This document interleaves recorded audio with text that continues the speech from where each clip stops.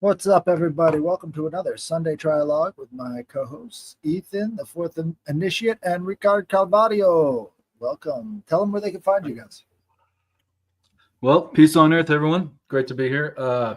Ethan Indigo Smith on social media, easy to find. Constantly writing a bunch of articles out there and some books, and honored to be here with you guys. Absolutely. So my name is Ricardo Calvario, and you can find me at the that is on the screen at Ricardo Calvary1 on X. And I will also like to promote Institute for Natural Philosophy that I'm associated with, and Universe Unveiled podcast, and Institute for Natural Philosophy Academia Edu and YouTube. We also has started a new podcast, this time all male, to balance the all female Universe Unveiled. It's called Shaman and the Philosopher. It's done by me and Jason, or Shaman771. So looking forward to it, and looking forward to our conversation today. Thank you for having me one more. Thank you for being here. So, on my Monday Alchemy show, I have a list of materials that you should probably get. So, if you guys want, check that out tomorrow. And also, you know about my show on Thursdays called Headless's Magical Mailbag. Check that out as well. So, did anybody bring any topics that they wanted to discuss first? Let's go to Ethan. Sure. Well, I am caught slightly unprepared, but I wanted to mention the whole idea, essentially, of assumptions and repetition, which I think we as humans like to do, and we'll see this play out a lot of times in the alternative media, if you will, where and just in general, where I feel like we're so focused on finding a nuanced perception or a nuanced thought that will really veer off course entirely, and or as I started off in the beginning, how we will repeat things without really giving it much thought, the actuality or the implication of what we're talking about. We can see this occur frequently in phraseology that people kind of just put forth as almost as appendages to conversations. One that I focused on in my book, Marijuana and the Prohibition of the Divine Feminine, is that the oldest profession is a certain thing. Everyone knows what it is, right? And people will casually remark, "Oh, well, the oldest profession is prostitution," yada yada. And again, the implication of that is degradation of women, certainly. It's also protection or an umbrella to what is actually probably the oldest profession, and began the idea of there being prostitution, which is the man form of prostitution, and that is soldiers, right? They're the first, people who are used in their totality for money, right?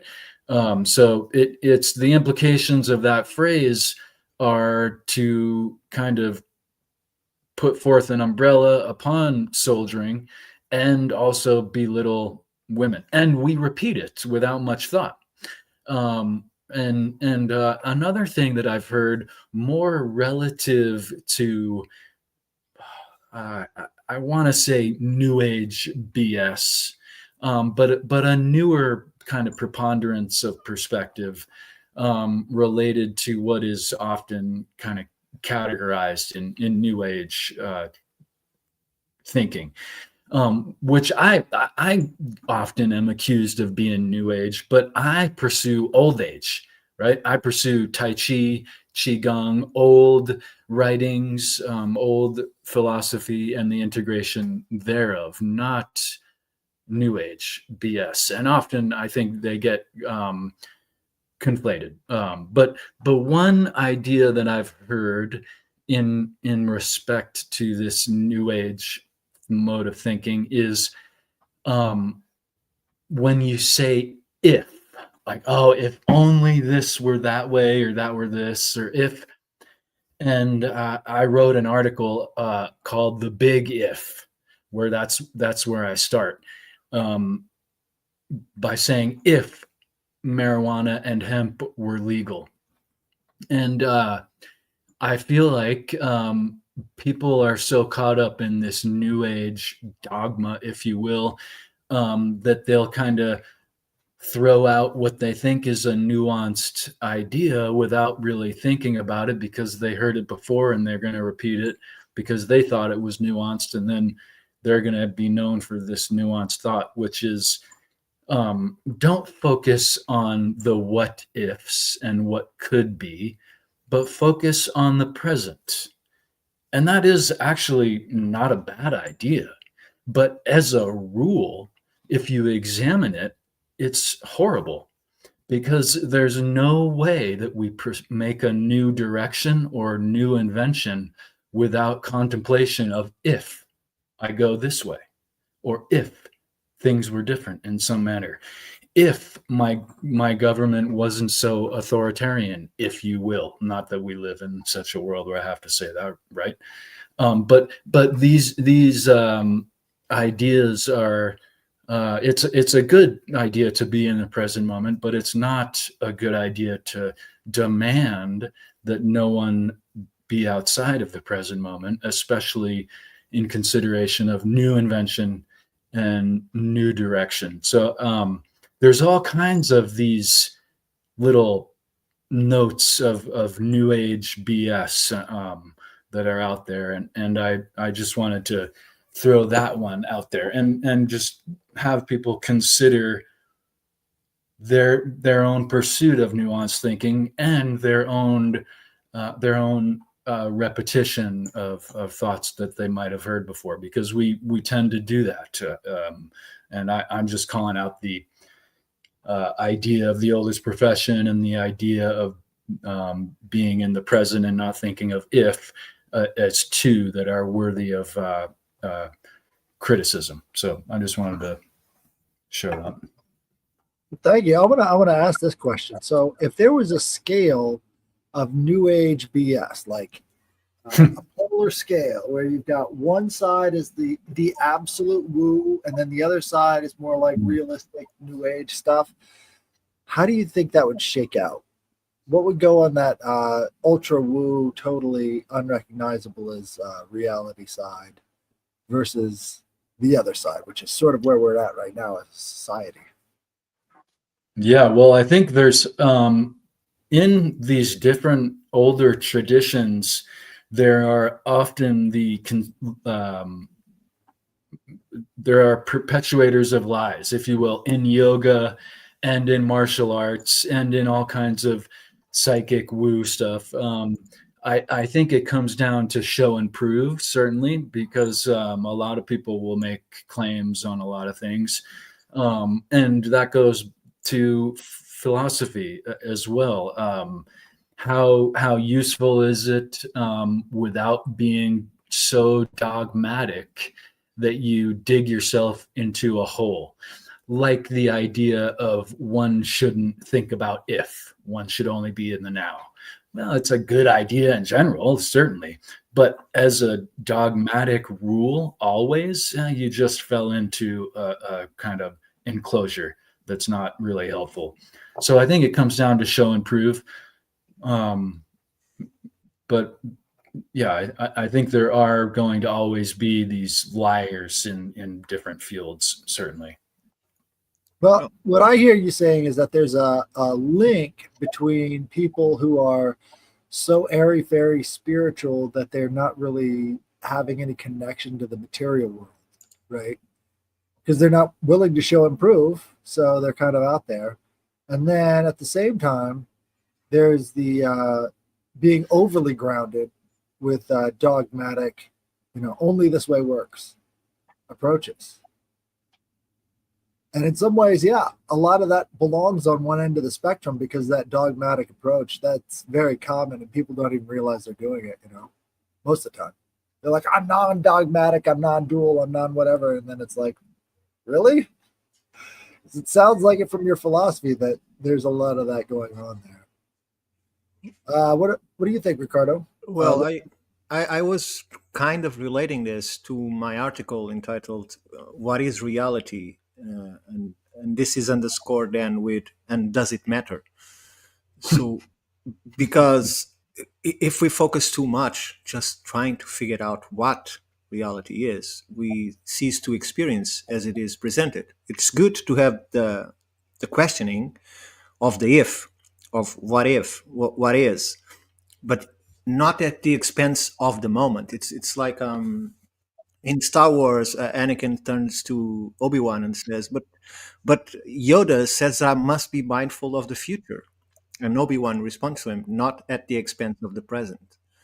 So, and I'm just going to read the final of my article. It says that in face of these conclusions, I deduced that some of this hype around this problem has its origins in the famous insatiable quest for novelty, for something other than what we have. Likewise, many that deny this reality as real do so out of their lack of satisfaction with their lives or with what they have become as individuals. Our frustrations have tendency to attribute responsibility to everything else but ourselves, to find answers that show how our choices were imposed to us, how we had not other path beyond the one we took. The assumption that this reality is not real, or what if, as you put it in a different context, is the ultimate of these excuses. I don't know if this fits in what you're saying, but I look forward to hear from you. That's interesting. I think, go ahead. Please, no, go ahead, Ellis. I think that binding to reality is sort of the crux of it. Like you have to have some sort of binding to reality, or else, you're off over analyzing, over moralizing, over emotionalizing. You got to have that grounding in reality, which is and losing the experience itself. Because imagine that it is all about you having an experience, right? Imagine just that. If that's the case, by keep searching to the very matrix of reality, you lose all of that experience because you're trying to find where you came from, but in a sense that is not relevant to the experience that you are living right now. If you focus, it's like receding. You create a something, and then to yourself you destroy the something that you created just to find what it is, right?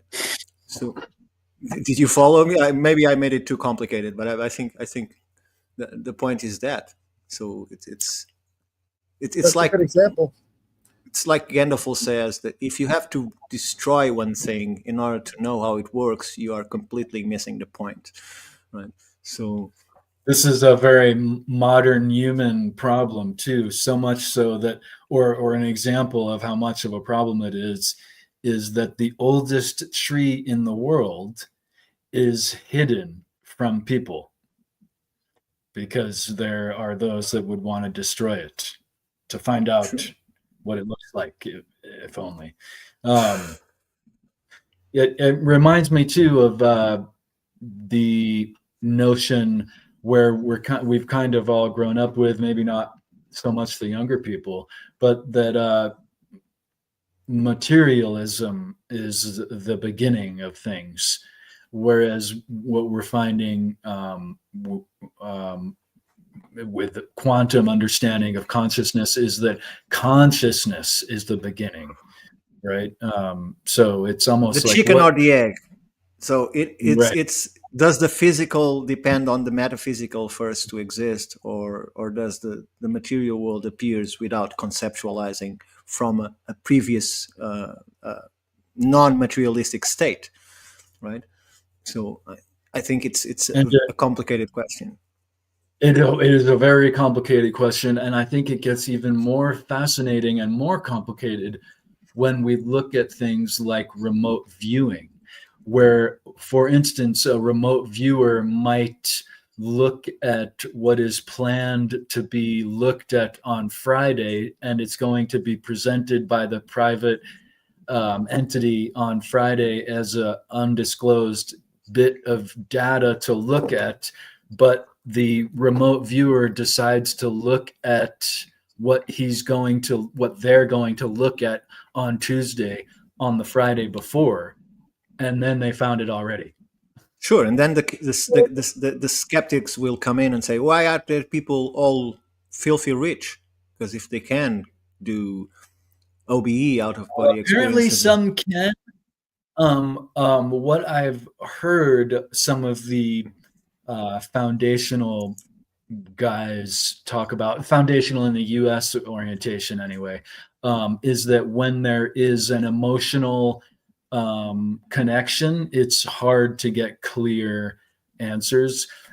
And so like really wanting some money, like it might make things come through a little. Yeah, but what I find interesting about OBA, apart from all of that stuff, is that in that state, you have no time or place. You can either go to the past and see Right. the past, you can go to the future. There is no time or space when you are in that state. So, is it a confirmation of our real self being able to access this vast network of information and move across it and see it as a film playing instead of seeing what is really happening at that point in time? Or does it really go out of the matrix of time and then comes in to the matrix again to see those moments? You see my question? Is it all storage, or is it actually a removal yourself from this reality and entering in a different reality in a different point of time and space? And I think the practitioners have concluded that it's unanswerable.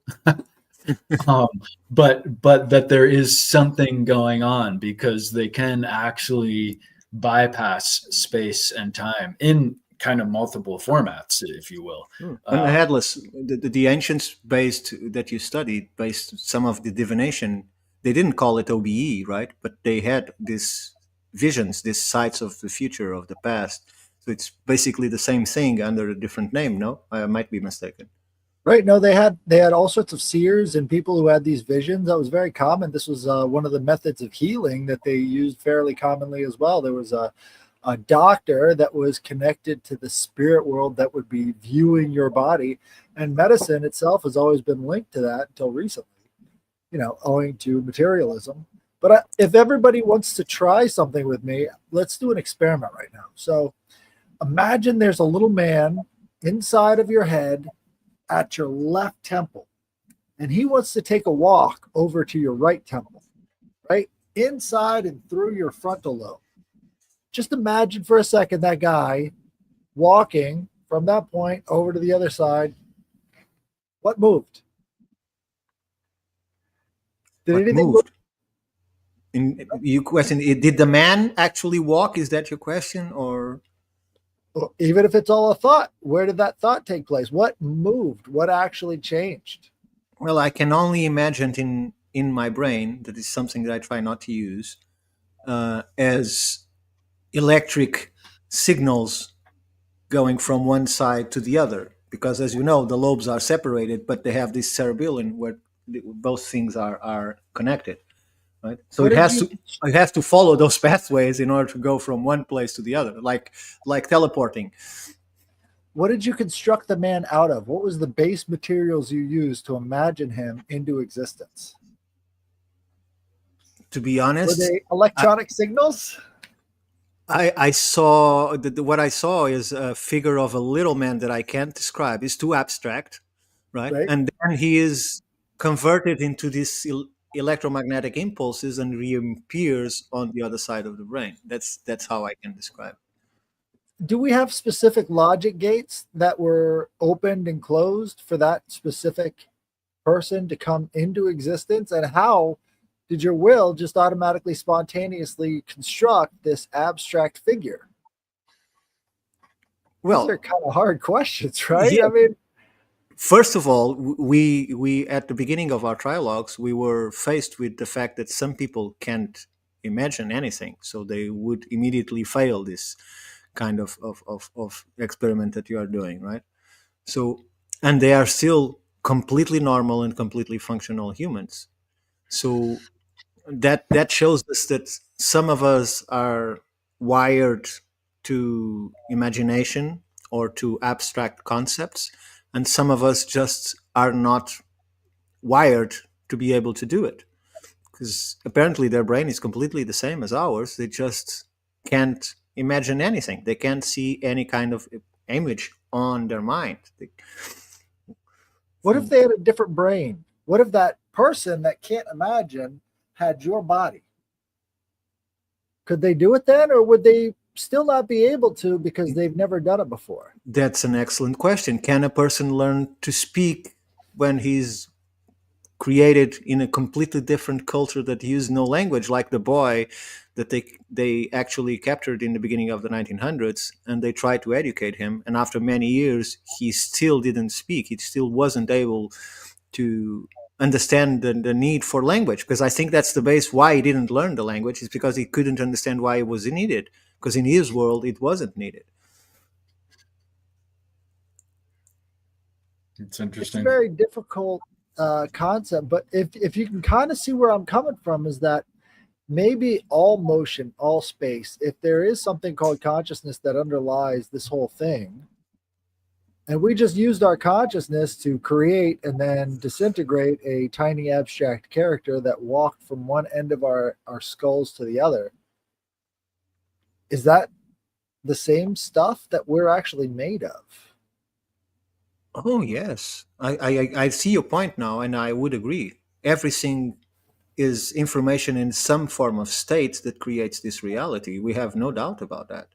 I don't think that there's anyone that doubts that everything that is physical that we use to experience this reality, our bodies included, is made of the same elements, of the same thing. It's like the ancient story that we are all stardust. Every single element that creates this reality was born in the explosion of a star. So what created the star in the first place? What was the first star? Where did that matter came from? And then we go into Terence McKenna. Give us just a tiny miracle that is the creation of all matter existent in the universe, and then we'll explain the rest. So if I was going to point at this side of my forehead and then move it over to here, right?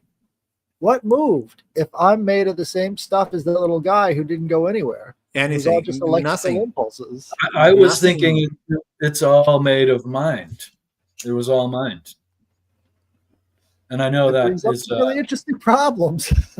that's a Yes. shortfall of an answer because it leads to more questions. But mind is the mover, and it is the moved. And where is it? Well, it's in its mind. The Well, mover so is the moved. The subject is the object. we must remember that so far, although they try to say otherwise, there is not one shred of evidence that memory resides in the brain. None. And that's the remote viewing trick too. Or well, that's the idea that a lot of practitioners have suggested too, that where are they getting this information from? Well, at some point in time, whatever they're looking at is known by someone or by everyone, and thereby they're getting it from mind, if you will. Is Again, that- it's not a is perfect the- answer. Is the base to what you're saying that old saying that if the tree falls in the forest and no one is there to see it, does it fall?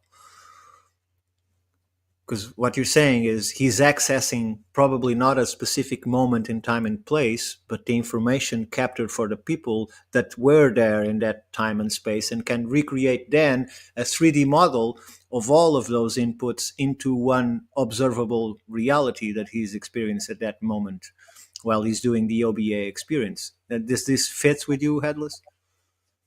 I'm open to that kind of stuff, but I'm kind of skeptical. Like, I don't really take anything as, the answer, but Sure, we're just speculating. right. I've heard we are speculating, but to a point, right? Because there are certain things that we can know, And those certain things are that, if there is some sort of connection between thoughts and physical reality, that it should be able to be witnessed, right? Because that's the physical reality portion. So as we're making these things in non-physical space, somehow that can have an influence on physical reality. But that's So- kind of taboo because There's the self-actuation. conundrum. I'm Go sorry. on, go on, Eden, go on, Eden. There's a conundrum in the sense that you can't measure the man that we just moved, right? Did we move it? Well, that's another question. But can we measure what happened with mind?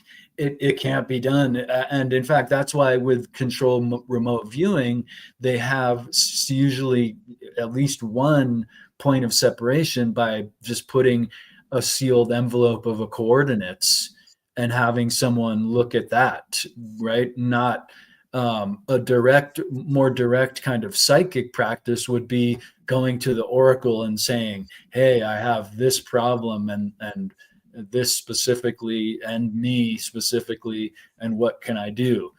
There's no like scientific regard for the separation to make sure that it's a psychic phenomena taking place. But with remote viewing, they tried to do that in several steps to make sure that they were actually tapping into that unmeasurable. And even the idea of remote viewing has been by measure and by skeptical science proven, if you will. The idea of remote influence has not been. And in part because it just can't be measured, because there's so many things that influence the reality, right? It's like, why did you fall when you were skateboarding? Well, I mean, there's so many variables going on. You can say, you can look at the tape. But if you consider knowing who is calling you is a distant influence, if you consider the dog or the cat that knows exactly when its owner decides to come home, it is a distant influence. Sure. And Sure. and that has been proven in probability, because the probability is too high in order for it to be random chance. But as I was saying to Headless, I think that all of this has been contradicted because of the concept of self-actuation. Because if you can indeed create your own reality, it removes the authority of the divine, which to me doesn't take it. But to these people, it means that then there is no God commanding our wills and our fates. That is not written because we can change it at will. We can create our own reality. And I think that's why this is so taboo from remote times, maybe not so much as recent times, but in past times it was denied because of that. To them, it was denying divine influence. Well, it certainly does take a lot of agency away from authority when you think about how easy it is to interact with the base fundamental layers of the universe and start to change them. But here's an example of remote influencing, right? So if everybody could just tap their heads just like this real quick, just do that. I just remote influenced all of you, but there's really no way for me to prove that it was me that caused you to do that, because you had to make the choice, right? And let's say with the remote influencing situation, let's say that I am projecting my thoughts at something like a vase, and then I cause that vase to fall off of the shelf that it's on. Now, did I actually do it, or did I predict it? Was I just predicting that it would fall off and I had no actual ability to push it? Is it deja vu or is actually actuation? Right. Who knows? Right? Like, are we predicting how things are going to be influenced? Scientifically, you had to look at it. Okay, is there any way that vase would have fallen by itself without me trying to put it down? Is there wind? Is there something knocking it out? So if there isn't, then there is a very high probability that it was your thought that put the vase down, right? Right. So, But even the scientist would fully admit that unknown force or whatever isn't necessarily the only way that you could remote influence that object, right? So if they're being scientific, they would have to understand too that, hey, if there was no explanation for why a gust of wind came up all of a sudden in somebody's house and caused that thing to fall over, that's something you've isolated out in your attempt to figure out. Well, that's another thing, because the layers, as you are bringing it, the layers never end, because then Right. there was a gush of wind that turned the thing down, right? And then you have to question, did I create the gush of wind in order to create physical interaction? Because from where I am, I can't touch it, right? So was the wind caused by my request to knock that down, or was it just an accident? And then things get complicated, right? And it Right. does So, lead to the uncertainty of all these connections, but it also leads to one certainty, that is everything is connected, Of right? course. How the connection is taking place through the wind, through the mind, through some force that's not spatial necessarily definable in those terms, or any number of considerations, but the certainty is connection. As was mentioned in the comments by someone saying sound, I would call it frequency, because sound is more associated with what we can hear, actually. But everything is vibrating in a specific frequency, and it's the relation between those vibrations from quantum level to macro level that allow this reality to exist. So without that vibration, none of what we see, none of what we are would exist, because everything vibrates at a specific frequency. And is the harmony, and that's the miracle of this reality, is that none of those vibrations act against each other. They are all actuating in symbiotic shape. Even when a meteor comes and destroys the planet, it was symbiotic. It was not destructive, because in order to interact with one another, they have to be in resonance. Otherwise, they couldn't work. It wouldn't exist, because in this reality, anything that it doesn't correlate or have some kind of symbiosis with our reality, we don't see it. It doesn't exist, right? As for instance, going into headless your area of the supernatural, or influences. Those things are outside of this reality. They have to change themselves in order to interact with us, or to decide to appear, or so. Considering how limited our senses are, in every single one of them. They are very limited, right?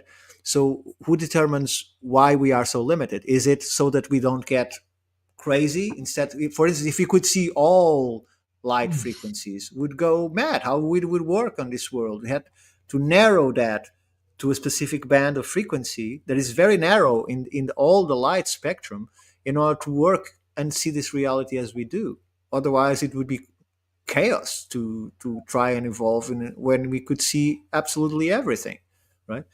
here's a good question then. So, would you say that fewer thoughts opens one up to more possibilities? Because what you're describing is sort of like a cultural angle limiting our ability to see the world for as it is. So, if we had fewer and fewer thoughts in our head, we would have fewer and fewer limiting thoughts that would take away our ability to see beyond what we see now, because we essentially limit ourselves in ways that we don't fully even realize. Sure, imagine a Well, game. So we all try to replicate God, right? So when you go into a open world game, right, you are playing God, because you are recreating a universe, doesn't matter how big it is, where you can move yourself through the use of an avatar that is inside the game, right? But even then, you are limiting yourself to what that avatar can see. You are not controlling the whole world and knowing what everybody is doing in that world, be it NPCs or the characters or whatever. You're narrowing your fraction of actuation and observation in that virtual world. which is basically the same thing that we experience here. And sorry, I interrupted you, Ethan. No, great build, Ricardo. I was just going to say that I think it's the quality of one's thoughts, whether they are clouding or enhancing the potential of what we might observe as reality, or observe and gain information from. Right, the blundering materialism that is so often the main point of focus, especially when you're in lack, right? You might focus more on obtaining material goods, rightly so, when you're in lack. So it's the way the world is designed is kind of to keep us focusing on really base thoughts that do not help us expand our mind, if you will. And our science was limited in the same way, because when you had, for instance, a natural philosopher going and looking into a piece of stone, he would look at from a geological point of view. He would look for any marks of language, of imagery, of transformation. He would then relate all of that with mythology, with oral tradition, with mysticism. It would include astronomy. It would include everything to try and explain why that rock was there. Today, you have a geologist that will look at the rock and say, "Oh, this is granite." Period.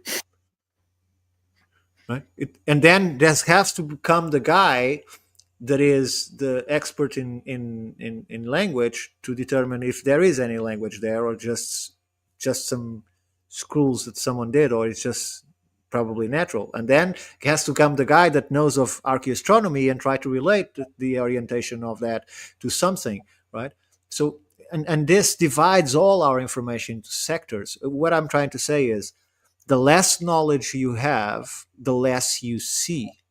So from what you're saying, Ethan, is if we go out and we look at something that we don't know what it is, we'll not recognize for its potential of the reason why it was made. So the way that we interact with our reality is as a direct relationship to what we know in regards to what we see. So if you bring someone from there is this French movie called Les Visiteurs with Jean Reno, and they are transported from the Middle Ages by accident, by a portal, into present day France. And so they don't understand what a car is, they don't understand what a phone is, they're looking at it, and to them it means nothing. And when people start using those things, they consider it's just some kind of black magic, because it's the only way they have to interact with things they don't know. Anything that you don't understand in terms of technology becomes magic. And in this case, when you are a Catholic, everything is black magic, because everything comes from the devil, right? So what I mean is, knowledge also determines your ability to understand your reality, what surrounds you, where are you, and what everything means or could mean around you. So a person that has no education in whatsoever, his perspective will be narrower than the person that has a vast knowledge in different disciplines and can look at something and determine what he's seeing. So that's why you go to a psychologist instead of going to the baker to speak about your problems, because he will have a basis to interpret what you're saying and have something to say about it. While the baker will have just common knowledge, and I'm talking about the common baker. I'm not diminishing the bakers. It's just an allegory. The baker could only relate it to his own experience. Could be vast, but it's just his experience and not the experience of several authors that took many years to study from different angles.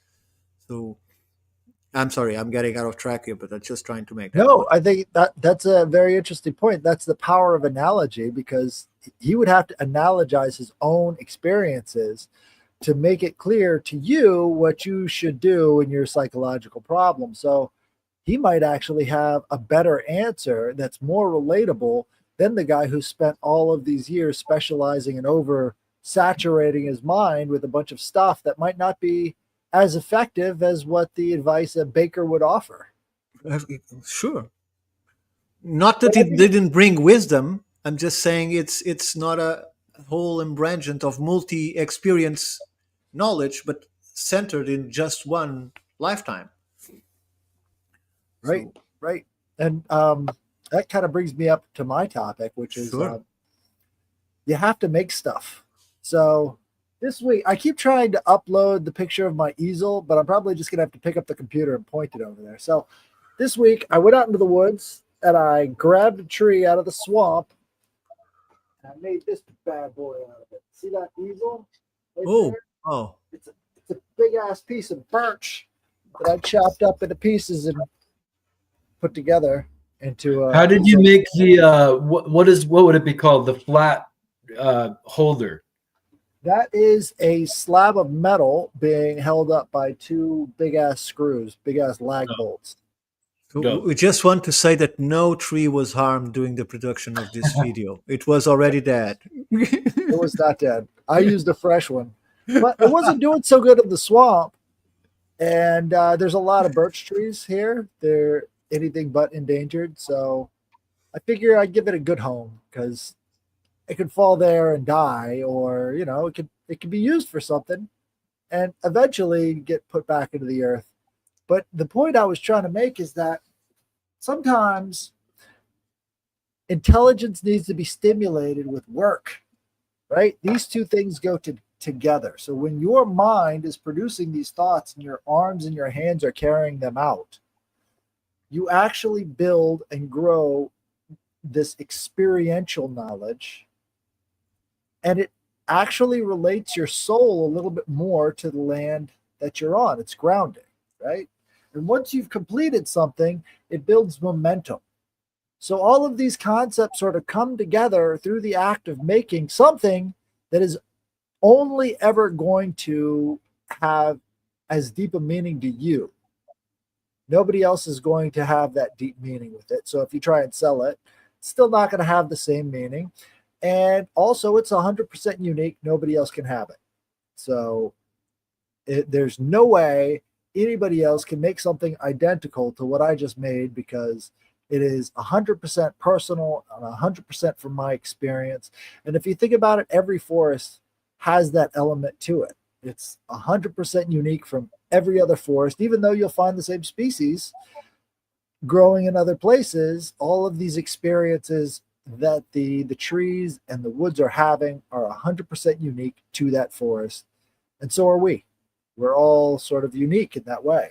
Maybe Sure, and we are free to understanding that, experience it differently and obtain different results from it. So right? I have a friend that is an author, and I keep saying to him, "Yeah, but you should explain who this person is, or just or how he looks like in an image." And he says, "No, I refuse myself to do that, because if I explain it," and he also makes music, and say, "If I explain the music, then I'm reducing it to one meaning. While if I don't, everyone that listens it can create their own meaning. There is no matrix to take from it. It's free for interpretation." So I think it fits more or less what Ati's saying, that if we don't have a specific narrative that says what you are going to experience is this, then you are free to have your own experience, and it's unique. It's yours. It's just yours. It has no more. It can have significance to others, right? But you have to explain it. They cannot feel the same thing that you do. Right, which goes back in some ways to the question of limiting thoughts. Right, when you complete something, you eliminate limiting thoughts. Right, so you're actually getting some of that baggage off just by completing a project. Doesn't matter what it is. Make it a little creative, make it a little whatever. By completing that thing, you have eliminated a limiting thought that could have existed potentially, which is you can't do this. Sure. Right? And we know that several of the greats died because they refused to get up from the work that they're doing until it's done. Right. And they died there from problems derived from not going to the bathroom, not eating, not drinking, but they completed the work and then they died because that's what they had to do. They have to finish it. I will. And how many of us, either I'll gamers rest when I'm or dead. Yeah, or writers, when we're doing something, we don't want to stop. I just want to finish it before I do anything else. So I This understand. obsession is possibly what differentiates humankind from the rest of the animal world, right? Like we literally are looking beyond our own comfort and existence when we focus on a project. And forgive me, Kelly just had a little comment that made me think of this idea. Of course, I'm obsessed with four, so she made me in her play on words, inform et ion, information. She made me think of how both the mental subject that we were focusing on of this quantum mind and from where does information come from, and the physical production and creation of a project also contains this four-dimensional quality, the four worlds of the Kabbalah: emanation, creation, formation, and finally fabrication, right? And with the dimension of the mind and psychic nature, there's this emanation going on, right? That you just have to um, connect with in some manner, whether it's beyond space and time in one manner or another, we're not too sure, but that there is a connection beyond space and time, we can be sure. And same thing with your creation of your art for art, which is dope. Headless, right, is bringing that creation into fabrication, that the idea manifest from these natural objects into formation and And fabrication. to me, one of the most baffling things in human culture is what gives value to art, right? Because I look into some of the pieces that are evaluated in millions, and I think, well, I could get a 4-year-old and with a piece of paint, and he will do that. It's just when did the name started to become the value instead of the art itself, right? Because, for instance, I don't understand contemporary classic music because they're trying to be so different from what the classic composers did that it's just a mass of sounds. I understand that intellectually that might mean something in terms of difficulty, of complexity, of scales, of harmonies. I understand that, but it's still very unpleasant to the ear. It's not harmonic at all, right? In terms of They art, were pursuing a nuance so hard that they veered off course. completely. Sorry to And interrupt.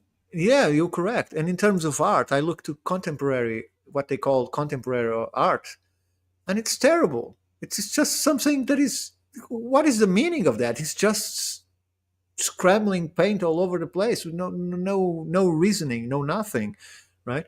And that can be brought into sculpture. That's now some aberrant figures that are being created in terms of contemporary artists, and still, if you have a name in the art world, no matter what you do, it will worth millions. While you have people creating art that has no name, and probably the piece that we are looking is much more harmonious, is much more emotional to observe. It tells us much more than that has an enormous cost. So I think even in art, we lost the sight of name versus artistry, and the values are mere speculation and become a business instead of becoming a celebration of the artist itself, right? Because when I think it's Dali, that when he woke up he would say, what is the great Dali going to create today? He spoke on the third person, but we look at his art and we can see that there is humanity in there, there is emotion, there is spirituality, there is something there, right? And and he was convinced that he was the greatest, but he was good. We cannot deny it, right? And he created that name. Today we see those names out of a rich guy that look at that in a gallery and said, "Ooh, this is amazing." And the next one comes and they do a series of paintings with the same designs, right? And they form a name, and 2 or 4 series later is on millions because someone said it was good. not because everyone went there and said, this is magnificent, I can't get out of here, I can't stop looking at this painting. It's not that. It's that this critic or this rich guy that is a known collector said it was good.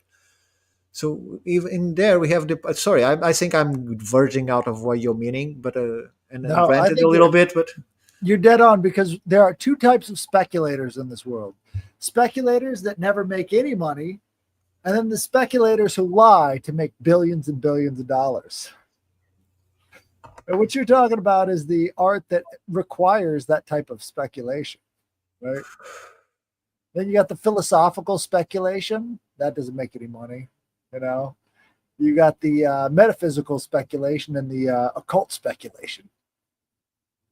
That's not making you any money either. So if you're a speculator who lies, you can make a fortune. But if you're one of the other types, conspiracy speculation, get out of here, buddy. We don't want that around us.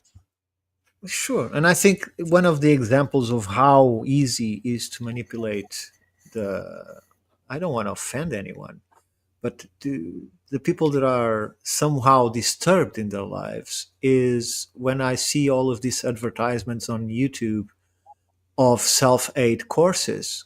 Come on, give us $3,000 and we'll teach you to be a rich person, or we'll teach you to be a wise person, or whatever.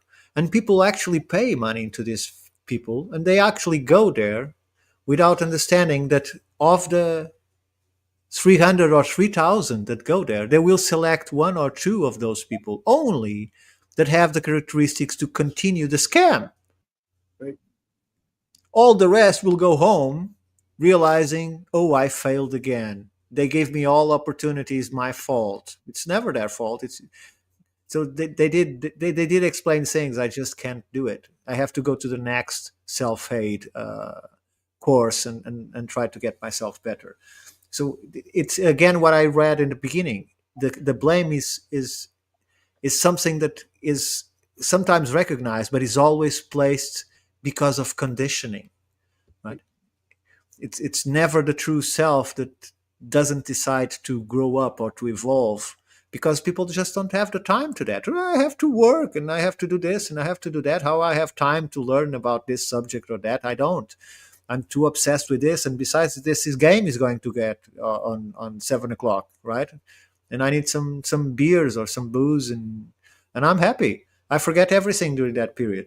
I even have these strong emotions, right, about these people getting thousands of dollars a month when I get nothing, and I'm celebrating because I have some connection that I can't understand to this team, right? So, and I think a lot of this comes from a really poor pattern that a lot of us run in. I don't want to say or be misleading, but in a kind of juvenile mindset, whether we're old or young, and we'll kind of put off our own responsibility for ourselves, right?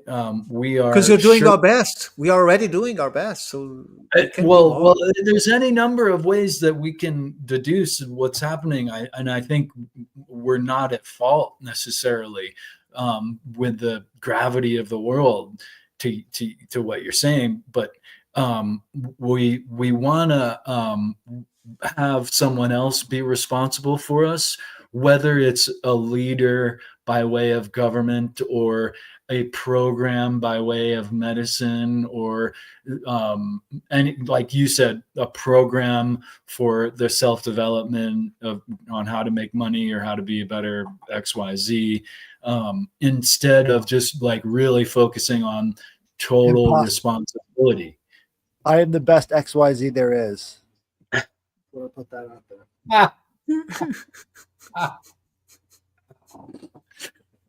And I'm going to be making a presentation of an XYZ program for all those who are not up to par with Headless.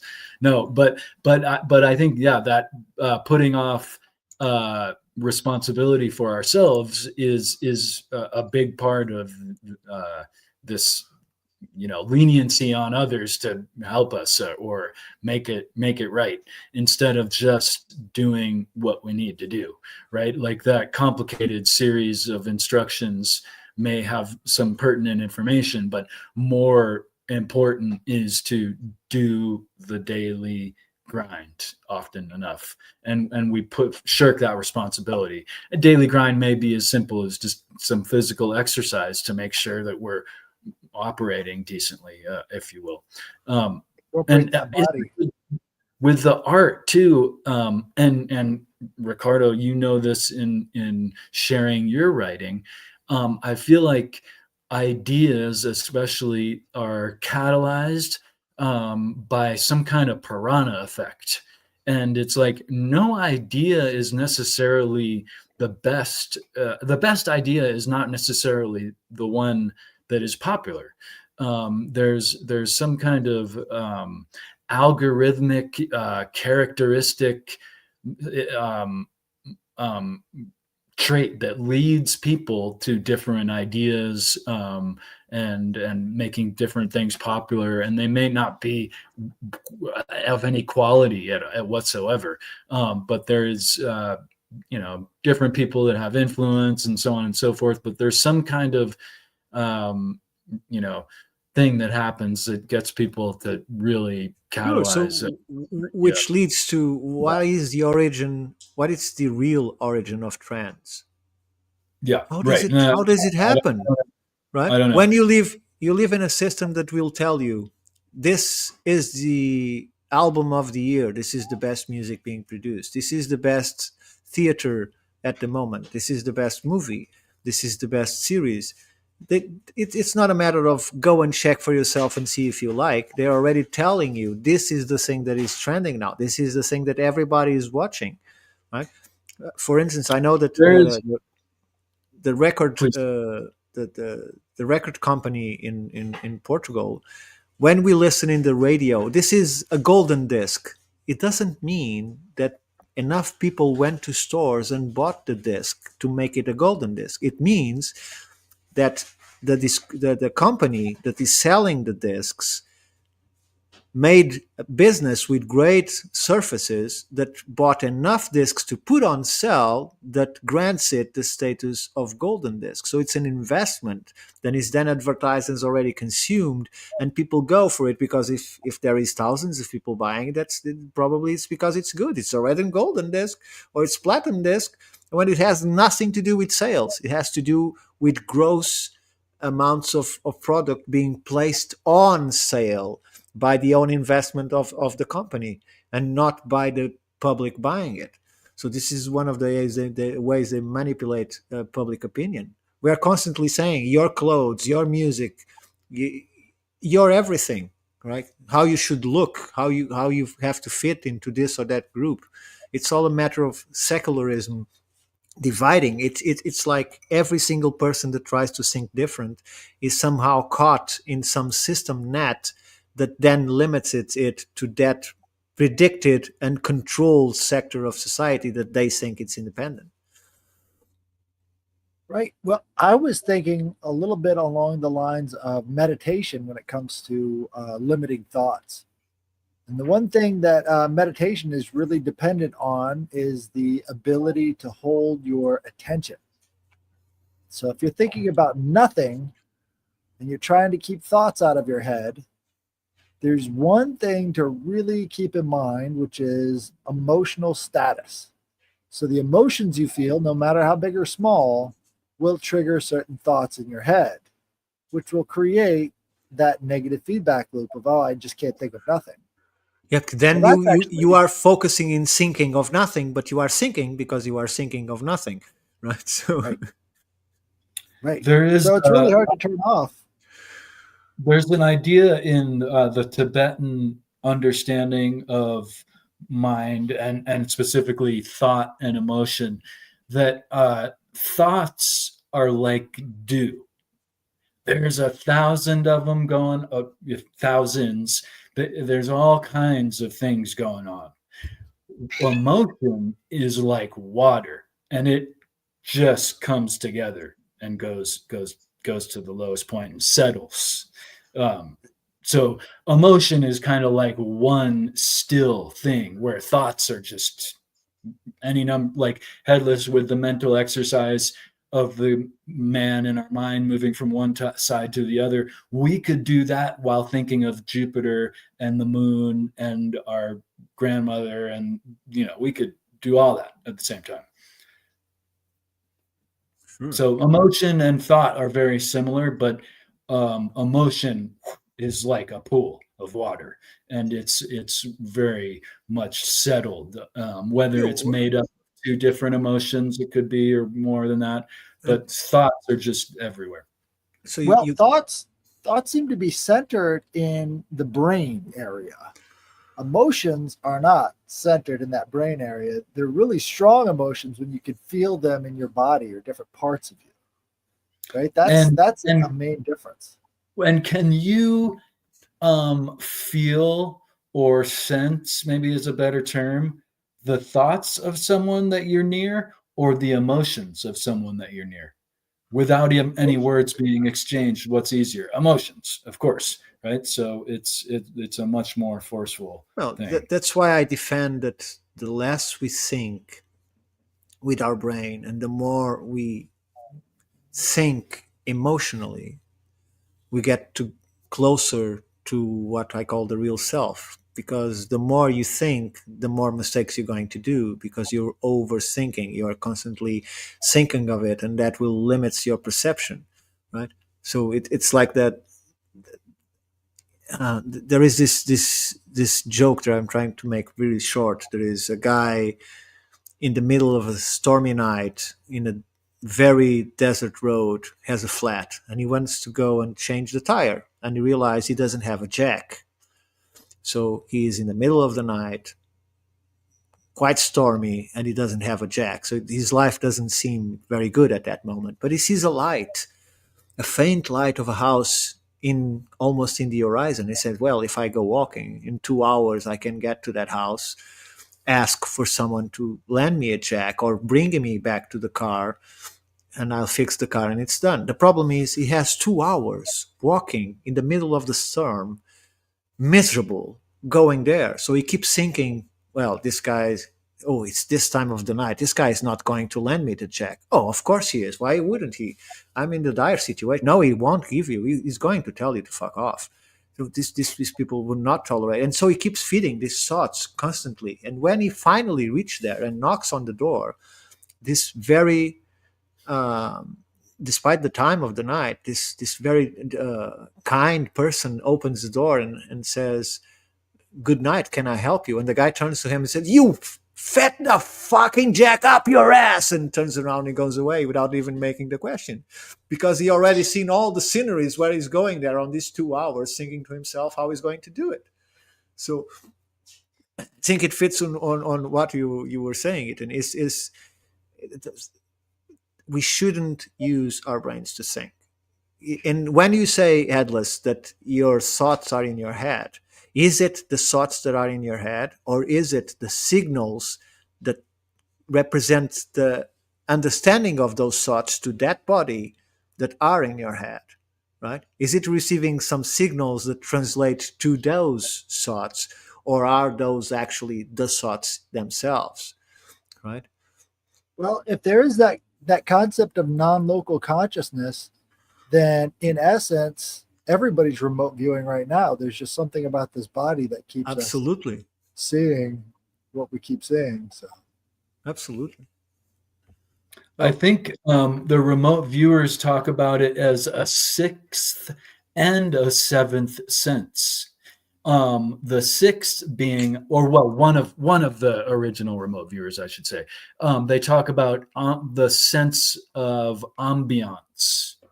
Right. And this they don't even refer to as psychic, but this is what they taught. One in particular individual, I believe Lynn something or other, talks about the sixth sense as being the understanding of the ambiance. And we've all experienced that, right? It's like the idea of, do you sense the emotion of your friend or the thought of your friend? You just, the ambiance is there. And then psychic, seventh sense, is picking up more specifics in regards to that. And it's interesting that all meditators, all psychics, and actually in the telepathy tapes, all the kids, they all have a practice of shutting off the mind so that they can use the mind more efficiently. And it reminds me of an analogy. I call it the analogy of the sandflies, but I don't know if it's called that. But there is a man who is walking on the beach, and he comes up to a group of sandflies, and they're all buzzing furiously around and going crazy and up and down and writhing and writhing, and he keeps on walking, and he's observing, and he's like, wow, those little insects, they live like a day or a week, or I don't even know, but not long, and they spend all their time just hopping around crazy. Those things are in a poor state. And on the way back, he observes the sandflies again, and this time he stops.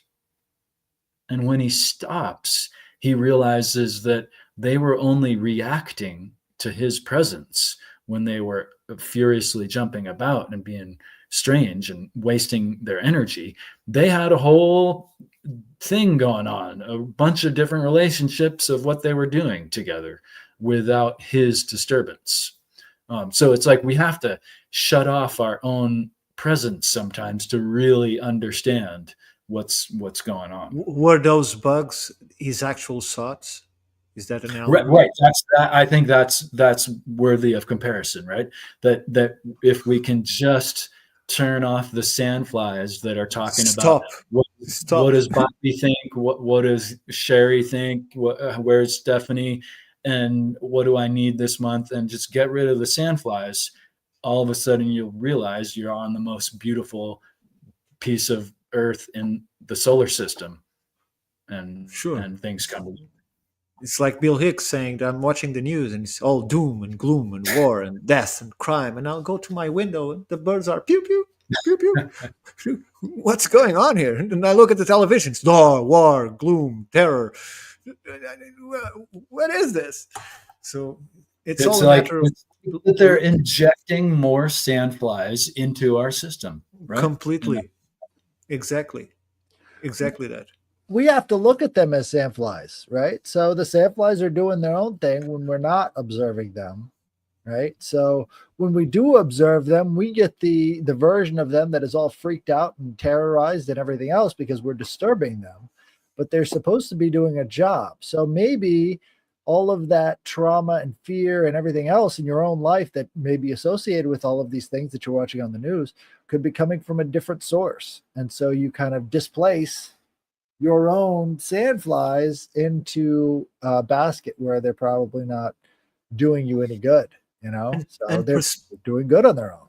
and perspective, because if you think how we looked at the solar system in the in the Earth-centric system, they were looking at it exactly as they observed. Everything moves around the Earth, right? It took a leap out of ourselves in Yeah. order to understand that, after all, we are the ones going around like everything else, a central sun, and that central sun again was known after that also is going about something else, and that something else is also revolving around something else until massive clusters of galaxies swirling around each other, and then we go further back in time and we see those gigantic quasars and so on.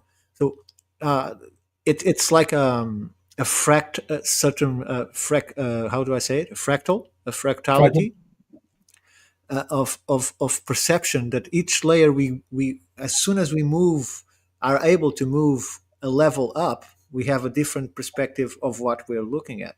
So, and I was associating that with the bugs, because when you look them from your perspective, they are random and they seem crazy, right? But when you stop and look from their perspective, they are heavily organized and they are all struggling for either a common goal or an individual goal all at the same time. So I Yeah. don't know. Fascinating. I have time just to read what I brought for today. Please. So let me go to it. So this is from my latest paper, that is called, and I have to go and see the title because I can't remember, The Silence of the Ocean, a False Dogma of Isolation. So let me go back to what I was going to read, a small chapter. It's an intriguing title. I like it.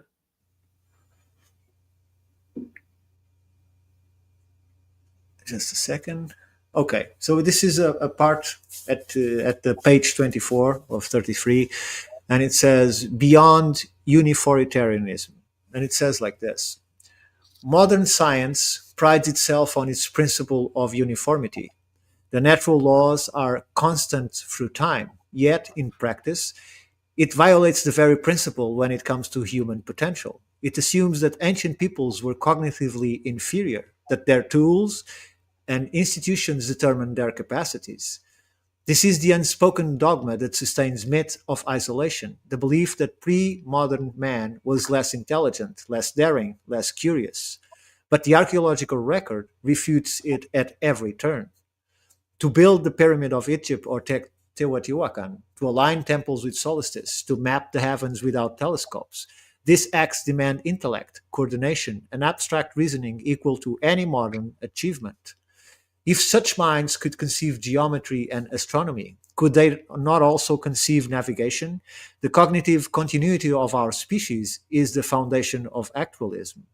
What man can imagine, man can attempt, and what he attempts, he sometimes succeeds. And it goes further, but I will stop here just to not take too much time for us.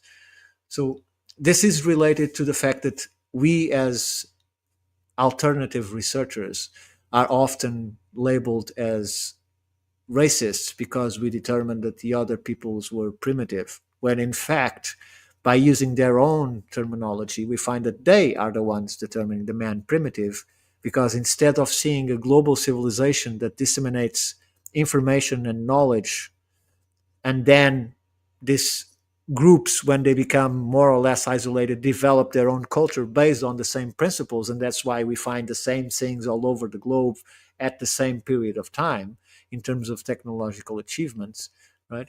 And they say to us that no, they all got to there at the same time. They all took the same conclusions, and instead of being one people that was highly evolved back then, or in a different way that we are, but they all also connected somehow. Um, so, not sure if you want to comment anything about this. It's a little bit off topic, I know, but that's what No, I for like today. it. There's this element where if you're saying that the world was more connected than it was, then that makes you a racist, which I find really, really interesting because, in essence, what they're saying is if they were all primitive and they were all scattered and not talking to one another, that would be superior in their mind, right? Sure. Because they're still making these judgments. So, in essence, they want people to be more like their model of ancient humans, which are disconnected, incapable, only looking at stones, only looking at the bare minimal materialism in front of them. And then anytime they do anything confusing, they can label that as being a ritual site or one of these other pejoratives that they have for things that they don't want to examine too hard. By telling us that our value judgment that things were probably connected is wrong, they're essentially saying that your view of nature, your view of spirituality, your view of all these things, it's not only wrong today, but it was wrong when they were doing it back then. Ritual sites, those are stupid. Everything you do is stupid. And it's just, it's kind of a demoralization campaign when they come up with, hey, saying the world was more connected makes you racist. Well, it has another aspect in terms of when you talk about America or the Americas, is that if they weren't primitive, if they weren't connected, then we can claim it under religious laws and under the notion that we are going to give them civilization, right? The problem is when we start looking at the past before Columbus in the Americas, is that a civilization already existed. They were very advanced in terms of mathematics, in terms of astronomy, in terms of how our society should rule itself. They were advanced in all fashions, and in order to claim ownership over the land, it is determined by their own laws that the people that are there must be scarce, primitive, and educated, and therefore we can say that we are the saviors. We are taking this country and we are changing their lives for the better according to our own conception. So Right. But it's like the Atlantis thing. That's where people get called racist the most. So in the 1800s, there were people who were saying that maybe this Aryan master race came from Atlantis. And they say that's why thinking that the world is connected makes you racist, is because people in the 1800s wrote about these different cultures being connected through Atlantis. And therefore, that makes you a racist for thinking that people who are connected are exist or whatever, racist. And it's really bizarre, but that's the line of thinking that was brought out during many Joe Rogan debates. It's like, you believe in Atlantis, therefore racism. well, America reached the moon thanks to a Nazi. Well, in fact, to a team of Nazis, right? So Right. without them, it would take them much longer because they didn't have the technology. So does that make Nazi a racist? Yes. But they don't want to talk about it. They will apply all of these things uniformly and say, yeah, well, NASA, they would have to be racist. But I don't want to say that because that could cause people to pull funding. So I'm going to start punching down instead of punching up. Right. So since I'm an anthropologist, I've got my degree. I'm going to punch down at people I claim do not belong in the system because I'm exerting my power. And by exerting my power, I can keep people out. And that's really what I'd like to do. But again, these are value judgments that are intrinsic in the activities that they're doing, not necessarily on the face easily recognizable. You've got to sort of understand their position and understand that relationship to everything else to really get it.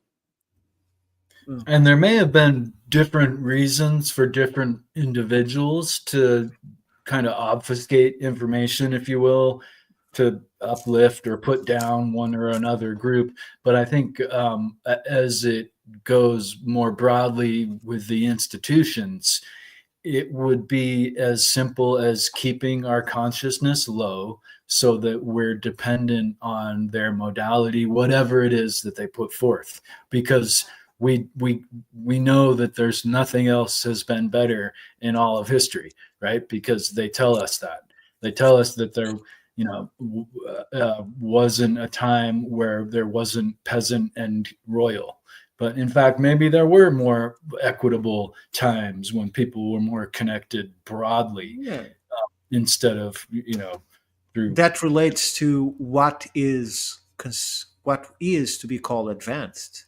What is an advanced civilization? Is it one as ours that we are completely dependent on electricity, that are still using huge control explosions in order to fly or to go into space, right? Or is a civilization that everyone is respected, where education is prized, where knowledge is defined? I'm sorry, Ricardo. Tyrone brings up this subject too frequently. He often questions, what does one define as a civilization? And I think there's so many ways to look at it. But isn't it interesting that today we talk about having a civilization, but yet where is the clean water? This should be a basic fundamental of any sane civilization, is to have clean water for their biological constructs to continue, whether it's the animals in the wild, livestock, and us. Like, we don't even have institutions that focus on the bare minimum of having clean water. It's not even considered. I almost sound silly bringing it up. You remind me of the general. I think he was a general on Kubrick's film, that our bodily fluids are being perturbed. Right. Yeah, that's what's the name of the movie? Kubrick's film. Dr. I can't- Lovegood or something. I Dr. can't remember. Strangelove. Dr. Strangelove. Thank you. It's the Right. Well, corruption of our bodily fluids. That's why I'm and gonna drop a nuclear bomb, cause a nuclear war, clean the population, and then we can start over without perturbing our bodily fluids. yeah, and we should at least have access to clean water and clean air and food that doesn't poison us, right? If we're going to call ourselves Yeah, civilized or a but civilization. then you have the leader of Nestle that I don't know if he still is, but he Ah, was in the 2000s when I watched the video where he was explaining to everybody that wants to listen to him why water should be privatized, why water is not an essential, how to a say right. it, and it's an He said essential, it's not a right, right? an essential right of every earthling. You explain from all these reasons why he should be allowed to own water and sell it to every single one of us because it's a commodity as anything else in his perspective. So he failed, luckily, but he did try it. So Well, it is interesting. We really broadly accept the idea of one owning land, right? But when it comes to water, we haven't got there yet. But they're pushing it because that's where they're going, right? And there are certainly local state limitations on water usage, notoriously in drier areas. But sure, look, the primitive Moors allowed the conquered by them to keep their faith, to own land, and to trade at their will as long as they pay a small tax for not being Muslims, right? And these people chose to change and fight that system in order to go back into vassalage, in order to no longer have ownership over land, to have to work all of their lives for their Lord and give, instead of 10%, 90% of what they did, of what they produced to the Lord, right? And people fought for this. they were then not responsible. They could give away their responsibility. Is that why they chose it? I have no idea because I don't understand that part of history. It's like this idea of nationalism, right? And in this case, nationalism for a country that didn't exist yet, because I'm talking about Iberia and Portugal, and they were fighting for a new country where they would be placed under vassalage. So Yeah, that's if this isn't stupid and this isn't hard to understand how those people were thinking back but then, so they must have had the idea that they were going to be taken care of in some way, right? No. because they had at least 2 or 3 generations to realize that they were in a much better system, that they now were owners of their own lives, right? Because Yeah. no one was forcing them to change religion. In fact, they were given land that they conquered. They were given the land if they wanted to work. Okay, we give you land. It's your land now. Here's the papers. This is your land. And they chose to trade that to no ownership at all, right? And to work as slaves for the rest of their lives, because basically vassalage, that's what it is. Everything you produce is for your lord. You don't own anything. So whatever you trade, you have to pay massive taxes to your lord because every business belongs to him. So, and people change, and this happened all over Europe. And the Moors were not the only ones that didn't care of what you do. As long as you pay a tax, they didn't care. They just want to own the territory. So Well, I think a lot of it goes to the illusion of sovereignty. Like we have that really, really hard in America. You have a major illusion of sovereignty. And back then, if you didn't have a sovereign, if your guy wasn't the sovereign, you didn't have sovereignty. So they were looking at the Moors in a lot of the ways that the Americans looked at the British. They might have had it better under the British tax system than we have it today. And if it only came down to the material resources, I think that's what they would have stuck with. But instead, they were like, we need our guy to exercise sovereignty over this territory, so that we're not under somebody who could change their mind or whatever. But it's just as easy for one of our guys to change their mind as opposed to one of their guys. You know? Yeah, but today you can be a Catholic and move into a Muslim country or a Buddhist country or a Muslim moving into a Catholic country, and you live your own life, right? But back then, and according to what you say, it seems that they were thinking like, this is God's land and their God is not my God. So this is God's will. It's the divinity of rulership. We are not supposed to be leaders of our own lives. That's not how It's not how the good book says it. exactly. So all of these factors that nullify the self in a way that it doesn't profit to anybody, because then he changes his life and then he starts to be upset because he's a slave once more and has to work to the Lord. But at least God is happy, so everything must be well, right? So Well, back then, reading the Bible was really off limits. So anything anybody said that they're claiming came from the Bible was pretty much it. But it really does say slaves obey your masters at least 5 times in the New Testament. So that's and there was a huge passage. a huge amount of faith. I keep going back to this bishop that was in a siege, and the leader of the troops came to him and said, "My lord, we just found that there are Christians within the walls." And he said to him, "Kill them all." Yeah, but didn't you hear me? There are Christians within the walls. There's lots of them, children, women. Kill them all. God will know what is his own. So tell me, is this a tremendous act of faith that he believes that this life is just transient and our rightful place is on God's grounds in heaven? Or is this a complete maniac sociopath with no respect whatsoever for life, but in order to destroy everything? Right? I am more inclined to the second one, but I might be wrong. I think you're right with the latter.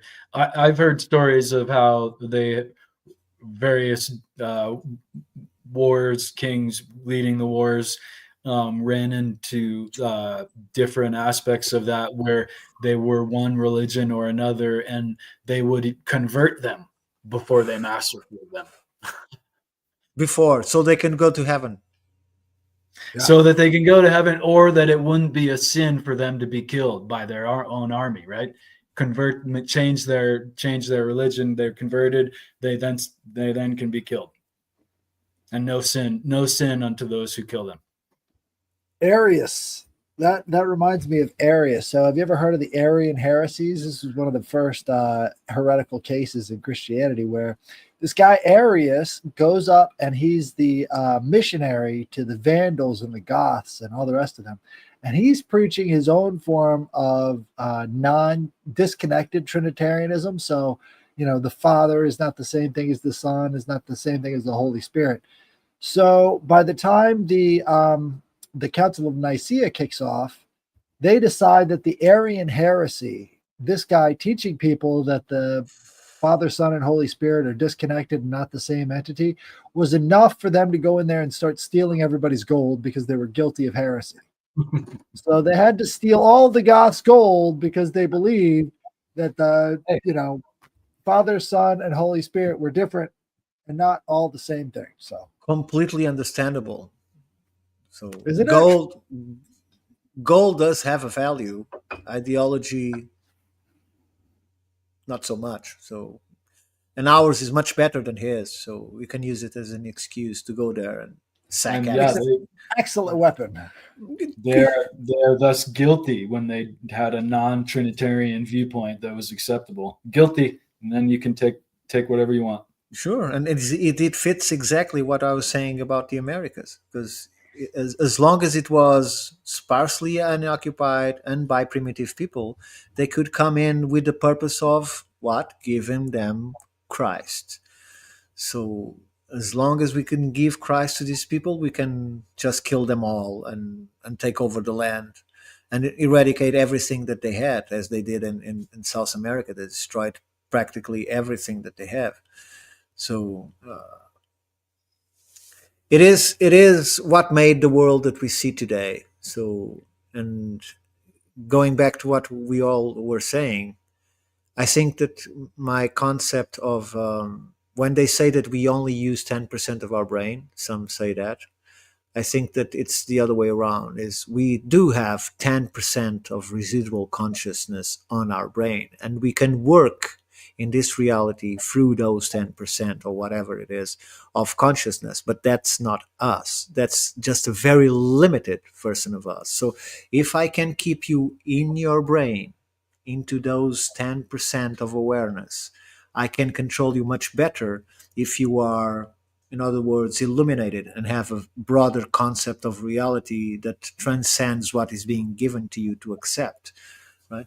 So that's why the reason we see all this diversions, this new Rome circus, that is the games, the sports, the movies, the theater, the music, all of these are, instead of as just in the circus of Rome, that was just a diversion to calm the people, in this is not only to do that, but conduct you in a certain line of thought and action into this reality that doesn't make you see yourself as a much broader entity than just those 10% that is the physical you.